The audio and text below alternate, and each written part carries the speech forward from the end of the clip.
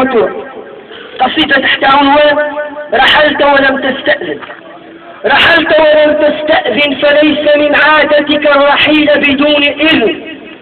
رفاقك ينتظرونك في كل يوم، في كل دقيقة، في كل لحظة، في كل حين. أمك تبكي كل يوم من شدة الحزن والحنين.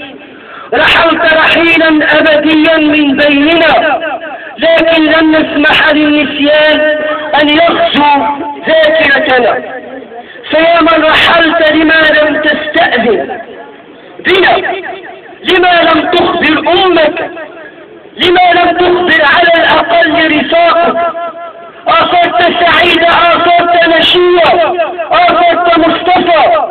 زر قبرك فلم تتكلم، سألناك فلم تجبنا حزنا وفرحا، فقد رحلت شهيدا عنا. لكن نحن بدمائك تمضي أيامنا. دماؤك الزكية هي إبراز حياتنا، فعهدا لك لن نترك هذه الدماء هدرا.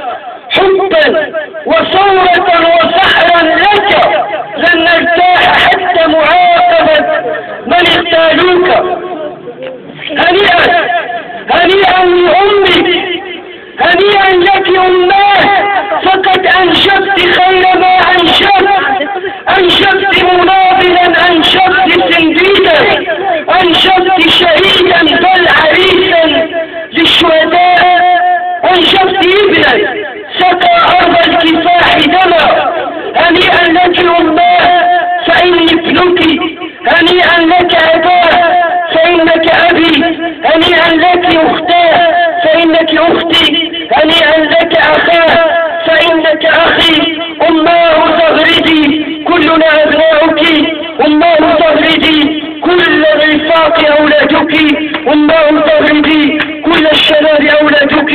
مجدا وخلودا لشهداء 20 فبراير والشهيد البطل كمال إحساني، وتحية لغالية.